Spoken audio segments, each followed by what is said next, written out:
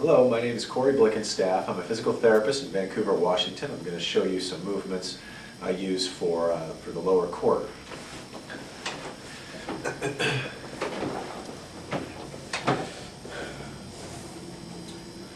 Now this first movement, you lay on your back with one leg straight, the other knee bent up.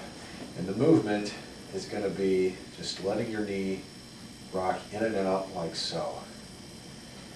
Now what you're trying to accomplish, as you let that knee drop out, it's normal for this side of your pelvis to kind of follow along with it.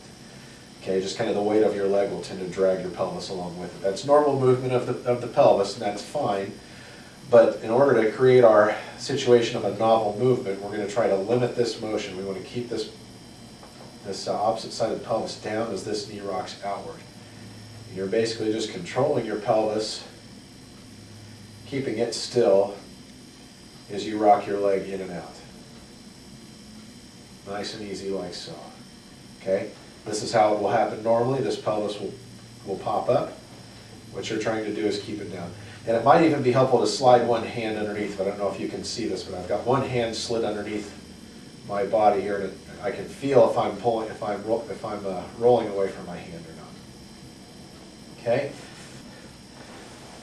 The second movement will be laying on your side. And you're going to lift your knee without letting your pelvis roll back. You'll notice a tendency for your pelvis to want to roll back. Now again, there's nothing wrong with these movements, but it's pretty typical to have formed habits to where when you try to move your hip, you also move from your back. So by isolating those movements, we can create a novel movement, one that we don't normally or typically subject ourselves to. Okay? Okay, on this next movement, you're just going to do a simple side lying leg lift. This is one most people have done before. I'm just going to lift the leg like this. Now, what you'll notice as you first start to do this, though, if you watch for it, is that most likely when you do this, your foot is in front of you. Okay, and this allows your leg to get quite a bit higher in the air. What you're trying to do here is keep your foot back so that it's pretty much a straight line from shoulder to ankle. And when you do it that way, you're not going to get as high in the air. That's about as far as I'm going to get doing it this way. You'll feel this working right over the outside of the hip. Now, again, there's nothing wrong with moving this way. It doesn't mean there's anything wrong with your hip. But we tend to, we spend so much time with our knees in front of us that we tend to start moving with some habitual patterns.